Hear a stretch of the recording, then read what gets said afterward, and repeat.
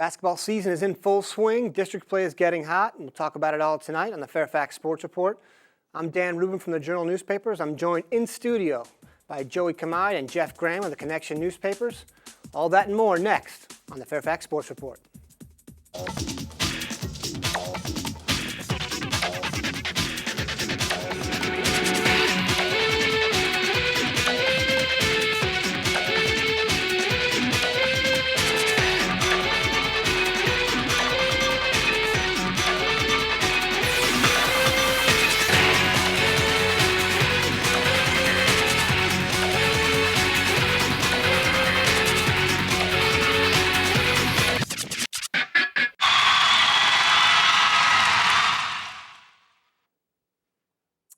Welcome back. Once again, this is the Fairfax Sports Report. I'm Dan Rubin from the Journal Newspapers, joined in studio tonight by Jeff Graham and Joey Kamide of the Connection.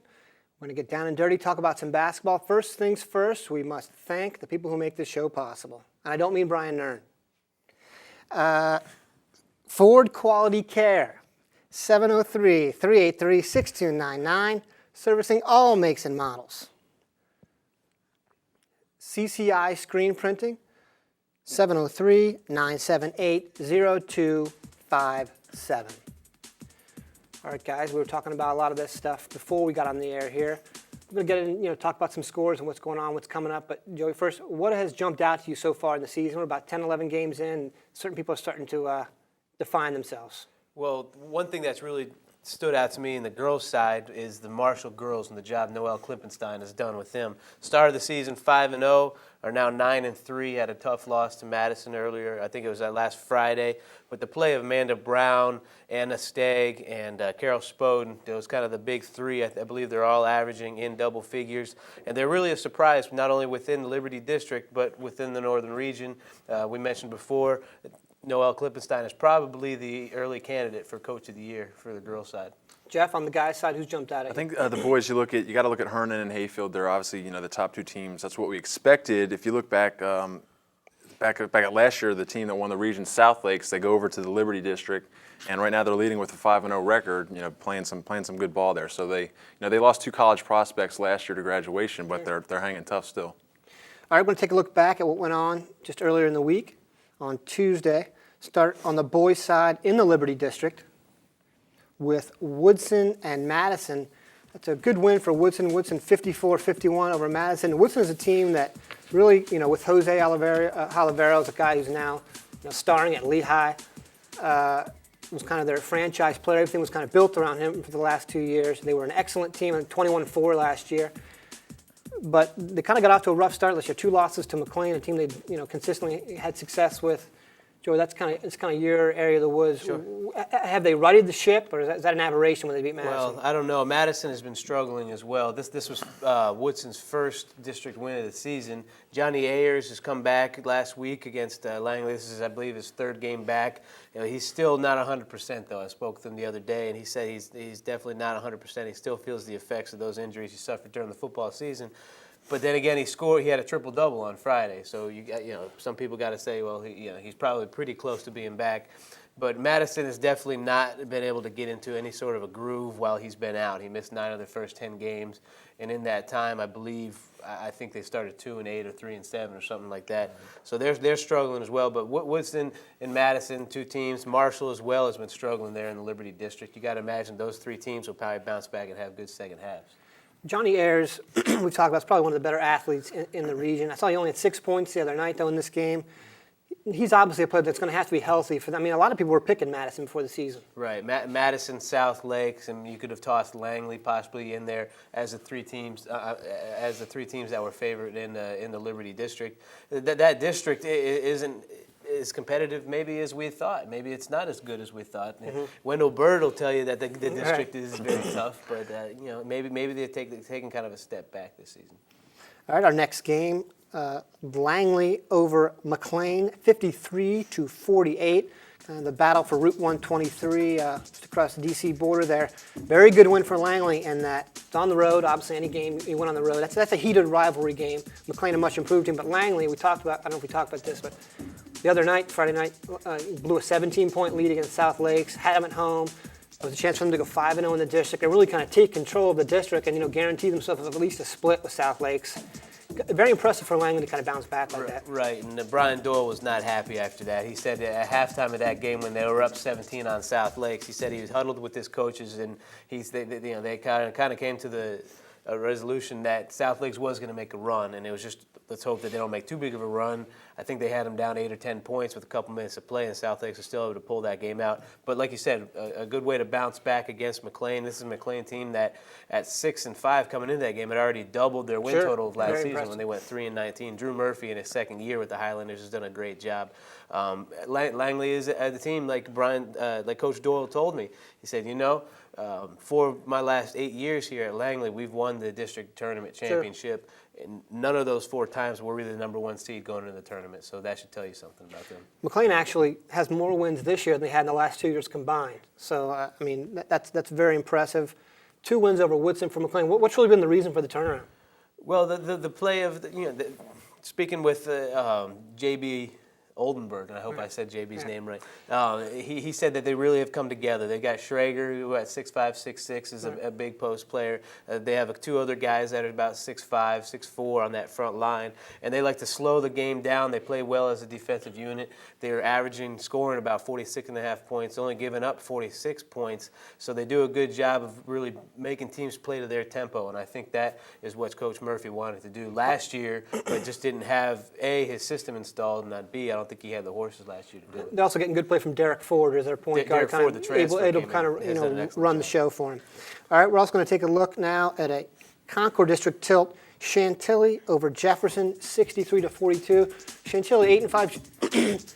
Jefferson kind of struggling. Chantilly, where do they stand right now? I think it's a team that not really, they lost kind of the guy that everyone thought the team was built around the last few years, Chris Clark. Where does Chantilly stand right now? They haven't really knocked off any of the big teams, had Hayfield on the ropes in the Pohanka. Right. Like you said, they play right with Hayfield. That was an overtime win for the Hawks over Chantilly over the holidays. So you might say, hey, they're playing with one of the best teams in the region. But then again, they go, they lose to Oakton, they lose to Westfield in their own district, and right now they're 0-2, and then they beat Jefferson. But right now they're 4th in their own district, and it's going to be hard to to make up some of those games. Concord, you look at Herndon, you obviously say they got to be the favorite. They're going to have to knock off Westfield and Oakton, on their second time around to try to gain some of these points in the second half of the season. Is that a possibility, though? I mean, I know they've asked Chucky Ivy to score a lot, gotten some good play out of Greg Sy. Is it a chemistry issue?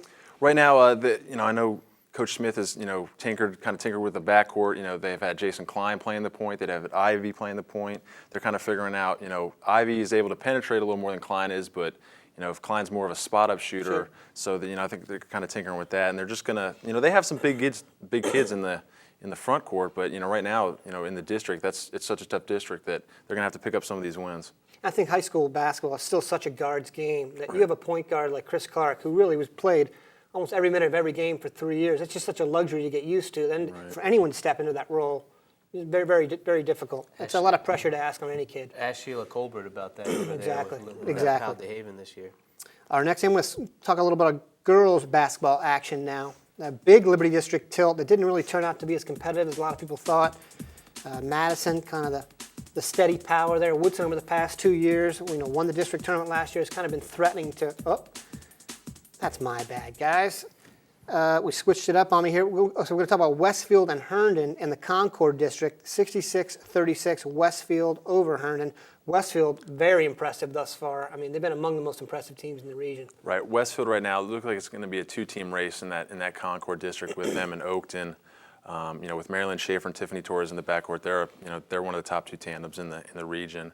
Herndon, they do lose Kyle DeHaven in the offseason to graduation. Right now, they're just struggling for wins. Even with Kyle DeHaven last year, I think they had 10 wins going into the district tournament. So they're struggling right now, and they have a lot of young girls starting on that team. So, but Westfield is going to be playing Oakton in about a week or so, and that'll probably give whoever wins that one's going to give a head start to that district championship. I think when when former Madison coach Pat Deegan went over to Westfield, a lot of people kind of expected this. Is this Right. basically the blueprint he had? Is he building towards this year? Right. He even in the preseason, he kind of said, first year was kind of implementing the system. Second year, we want to show that we can be competitive within the district, and now it's time to be competitive in the region. Like I said, they're one of the region favorites this year, and I think right now, with a coach as talented as he is, this is the year that they're going to have a chance to win this region. With Herndon, like you said, it's almost like you said, Joey, is what we just talked about. Kyle DeHaven's now, I think, one of the top scorers and leads the CA and steals Right. at William & Mary. You see when you lose a player like that, what a luxury that was. Very tough to come back from that. Right. Kyle, during the preseason, Kyle's, she was laying out the scoreboard, early on, and I know that, she kind of had a stigma of, maybe it was her against, her against the rest of the world. Colbert said that this team has a lot more chemistry this year, but talent-wise, you have to look and say it's just not there right now. Sure. Another thing that with the whole ordeal going on with the Herndon girls is when you have a girl like Kyle DeHaven, some of these players like a Katie Hiddell, a Stephanie Bowers that were getting some shots and scoring some points last year were getting open looks because people were having to double or whatever, run their best defender over on Kyle. Now they're getting possibly more shots, but they have a hand or two in their face every time, so Tougher they're not shots. shooting as high a percentage and they're not scoring as many points as I think some people expected that they would this season. I think Herndon, more than any other team last year in girls' eyes, faced a lot of gimmick defenses, the triangle and twos, just Yep. two people on Kyle, the diamond and ones, and then, like you said, when everyone complains about not getting shots, and when you have to create your own shot, Right. it's like, It's where's Kyle? Yeah, exactly. All right, moving on, our next game. I'll make you show it to me first this time. Jefferson 47, Chantilly 30. These are two teams that over the last 3 or 4 years have been region contenders, district contenders. Both have kind of fallen on hard times for different reasons. I mean, both lost great players. Jefferson lost Julie Miller, Chantilly really lost, the core of their team. Elena Kashansky, I know for us, was the 2-time Journal Player of the Year. Right. Caitlin Gorski, Yep. Kimmy Argy the year before that. Arcadia. That's a lot to lose, Right. and it looks like they're struggling because of it. Yeah, Kashansky goes off to Delaware, and this year they have a lot of young players that the backcourt's tremendously young, and the senior that they thought was going to be coming back here, Katie Argy, she was in an accident prior to this season. I talked to the AD today, Donna King. She's not going to be playing at all this year, so it's right They get now. a red shirt for that? Not in high school, but yeah, she's not going to be back at all. So I think Chantilly's coach is really looking to say, hey, who's going to lead this team this year? Looking at sophomores and juniors, and You're that's going to talking be about hard. losing like 90% of your scoring. They still have the inside tandem of Claire Blevins and Wooldridge, Right. Kate Wooldridge, but still, if there's no one there to get them the ball, like we said, we go back. It's kind of a recurring theme. Right. It's the guards game. Guard theory. oriented, right. Jefferson is a team that I think a lot of people had a little bit higher expectations for. Got a veteran Right. point guard in Kendall Stone and Maddie Regan. Maddie Kind of Regan. really haven't put it all together yet. Right, Jefferson's a team that always, can kind of challenge, can challenge you, but as far as winning that district, when you look at Oakton, they have 6 or 7 kids that have been in that program for at least 2 years, and you look at Westfield, they got probably the top coach in the region over the last decade or so. It's going to be hard to knock off one of those two.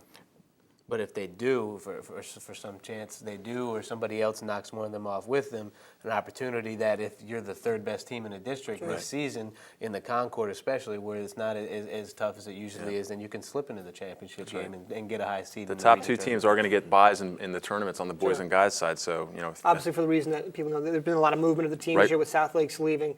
That creates kind of a skewed district format. So, I'm sure that's the topic that we'll get into much more later on down the line in the season. Right. But like we said, you want to get one of those. And in Concord, it's the first or second Yep. seed. Everyone's playing to get into the region tournament. The season's almost, I don't want to say it's an exhibition season, but you're really just playing to get better, get yourself a better spot for that Absolutely. region tournament berth, because that's where it all happens. Our next game, I won't be fooled again. Bring it. Well, I think what they were, when we aren't getting the graphic on it, was the game last night, like you discussed, what we thought was going to be a big showdown in the Liberty District with Madison and Woodson. Madison won the game 65-48 in the game that they only led at 9. I was at the game. They led by 9 at halftime, but then their all-region forward, Mary Beth Brown, really came out in the third quarter and made her presence felt. She scored 8 points, and they went on a 16-3 run to really pull away. This is a Woodson team where Coach Zavarny really relies on good shooting performances out of her players, A.J. LeMaitre and Julia Sheffield being two of them, and they didn't do it last night. I think that the two of them combined to score 30 points, but they shot less than 20% from the field. I believe I saw that they shot 18 out of 68, and just not a very good performance for a Woodson team that had gone on an 11-game winning streak since losing their season opener to Lake Braddock. A tough loss for those. Another impressive thing about Madison, last week they lose Lee Campbell for a game because of the flu. She comes back, gets 10 points, but also Monica Chan chips in with 16 points. Yep.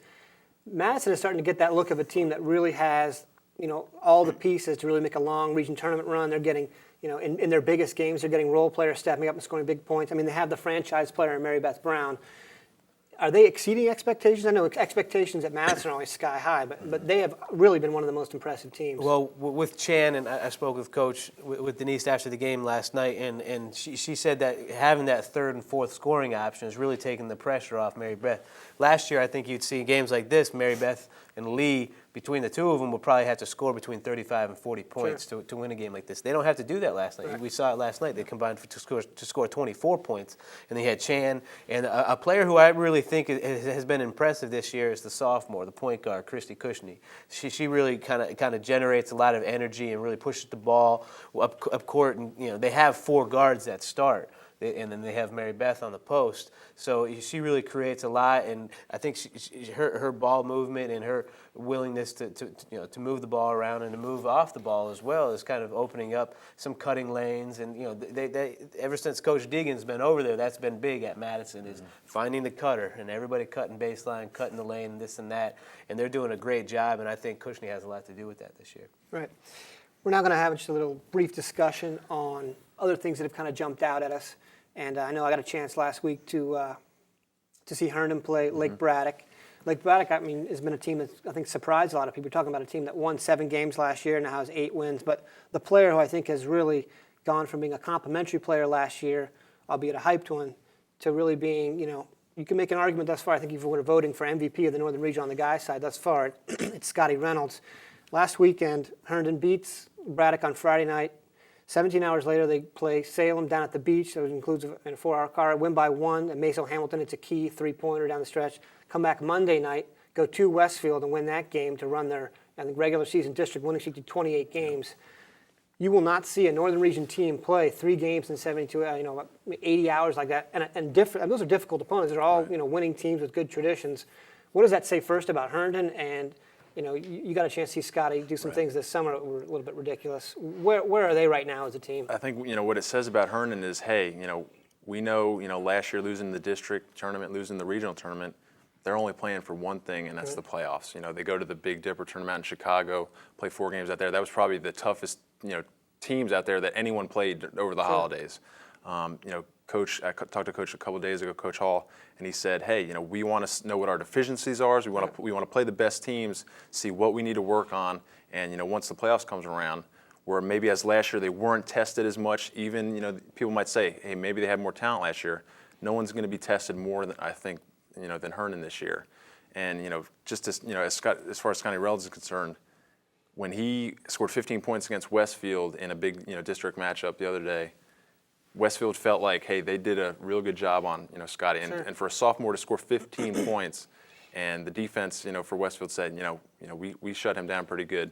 What does that say? It says he got 11 in the fourth quarter, and that's when they blew the game open. Let me pose this question to you. And going into the Big Dippers tournament out in Chicago is when Farrell really, I believe, either got hurt there or aggravated He sprained his ankle the day before they left. And so a lot of the scoring burden then falls on Scotty Reynolds. Could we be in 2 months from now, after Herndon has advanced deep into the region tournament or has possibly won a region championship, whatever, could we say, well, maybe it was a blessing in disguise that Brad Farrell sprains his ankle in Chicago and Scotty Reynolds all of a sudden says, I need to take the scoring load or more of the scoring load on myself, and then in essence, really spark this outburst of points that he's been. We see this happen in sports all the time. That when a big guy goes down, other guys kind of step up. Not only does it has forced Scotty to actually become the primary ball handler and the primary scorer in the same vein. Scored 99 points. He was the only sophomore to make the all-tournament team out there. And that was a legit tournament. I mean, the team they played, Thornton in the first round, Melvin Eli, who's now on the Clippers, Antoine Randall L., 3 or 4 other,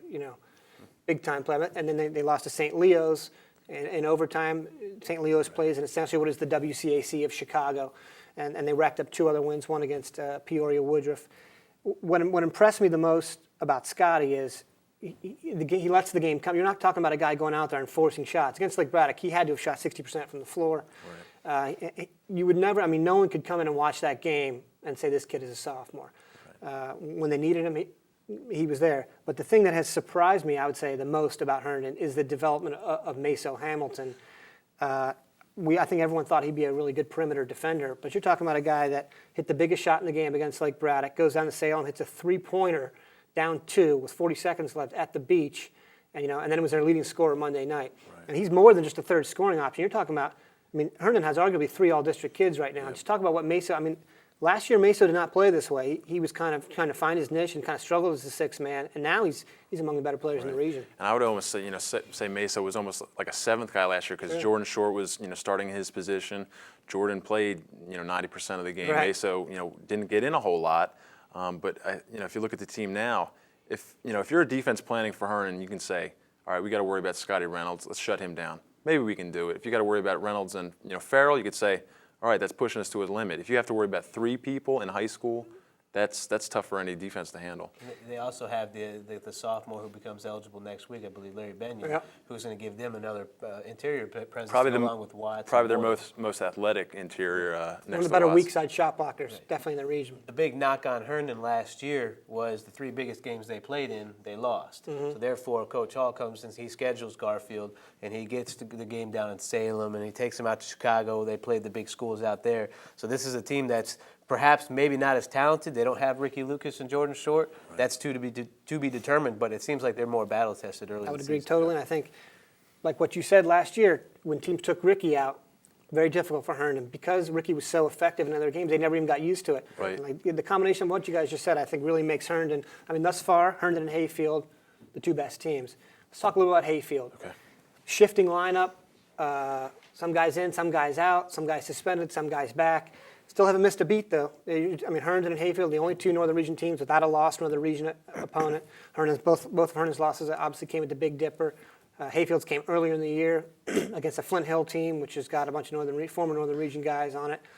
What's your impression of Hayfield so far? Kind of seems like a different guy every night. Very, very tall. Right. And this is, with Woodhouse and Freeman, they've got 2 premier interior post players, and then you got those 2 guards, Britton Kelly and Jonathan Lacey, that I guess have been reinstated to the team. And we were joking kind of before, they're off the team, they're on the team. Well, now they're on the team, and it looks like they're going to be on the team that them and Herndon, like you mentioned, probably the top 2 teams. You might be able to toss South Lakes and T.C. Williams, as the top teams in the next Ironically, tier. last year's Final Four, by the way. So. Right, exactly. Another guy who impressed me, I think, was their leading scorer last night, Antonio Heyman. It's about a 6'5", 6'6" kid off the bench. That's a luxury not many teams have. But the guy who's really carried them this year is Alex Woodhouse. Hayfield has done a great job over the last few years of taking guys who are complementary starters as they're growing up, like a Mike Lee, who kind of was this, understudy to Darren Stackhouse and Russell Lee. Then he gets in the mix. And as a franchise player. And they kind of buck the system. Hey, we're not guard oriented. Come guard our big guys. And what high school teams around here have 2 or 3 big guys to guard those. I know one. Hayfield. I'll pose you the question. You've seen Hayfield obviously more than we have. The knock that I've been hearing, and you can answer the question, is that those big men, yes, they are tall, but they're not. They're kind of soft every once in a while. They tend to disappear when Charlie Thompson needs them to be there and to be a presence. Well, Freeman's been in and out of the lineup. There's rumor that he may have some kind of arm injury. I wouldn't say that about Woodhouse. I was very impressed the couple times that I saw him. So I still think Hayfield's obviously one of the teams to beat. All right, let's take a quick look ahead at what we got this week. Coming up, Centerville at Oakton later tonight. If you're not already there, you missed the game. Hurry up and get over there. Centerville at Oakton, the little Concord District tilt, where you get to see Jared Kubin, who broke the scoring record now, has over 1,400 points, and now is the all-time leading scorer in school history, passing Megan Scott. He beat out Kevin Brown early in the year. Another Concord District tilt, Chantilly at Herndon. Very important game for Chantilly. You do not want to go down 3 games in the loss column if you want to make a run at the title. This is really a chance for them to get back on track. Herndon has not lost a district game in the regular season since, Brad Farrell's a senior since his sophomore year. That game at Herndon. Now the girls' game, Herndon at Chantilly, is a rematch of the past 2 Concord District championships. And obviously all the girls' games will be at the opposite site at the same time. You got in the Liberty District tilt, South Lakes at a game McLean team. In the Patriot District, you've got Hayfield at Robinson. Robinson obviously suffering from the loss of Jay Stropman, their best player, who was averaging 16 points and 12 rebounds. He tore his ACL, his left ACL a week ago tonight. He's in tough shape. That's a very bad loss for Robinson, really kind of their franchise player. And the Liberty District game, which is the Fairfax Sports Network game of the week, Madison against Fairfax at Fairfax, which will be played Saturday at 5:30, Sunday at 7 p.m. And then you've got the Fairfax Sports Report next week, basketball, ice hockey, and more. Wednesdays at 10 p.m., Thursday 8 p.m., Friday at 12:30 p.m. Right here on Channel 10, as always. And don't forget to visit us on the web, www.fairfaxsportsnetwork.com. Join our email list to keep it updated on Fairfax Sports Network shows. Guys, we were talking about this a little bit, about some guys who from this area who have gone on to college and are really doing well. One in particular, Jose Olivero. If you could look on the back page of Wednesday's Journal, we had him in there taking the ball to Rashad Anderson of Connecticut. Very impressive. It's a guy that I'm not sure how many points he's averaging, but not a whole lot was said about him. And I know talking to Coach Pflugrath before the season, I think Lehigh may have been the only school that really recruited the guy. He wasn't very highly regarded as a college prospect, but obviously he's doing a heck of a job up at Lehigh. Absolutely. And Kyle DeHaven at William & Mary kind of carrying the load, leading the league in steals and assists.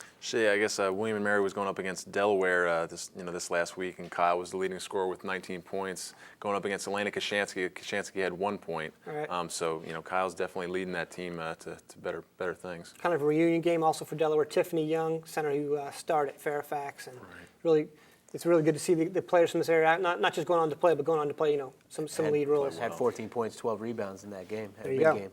All right, guys. We'll be back to talk about all this interesting and riveting stuff next week. Our thanks to our sponsors. We'll see you here next week on the Fairfax Sports Report.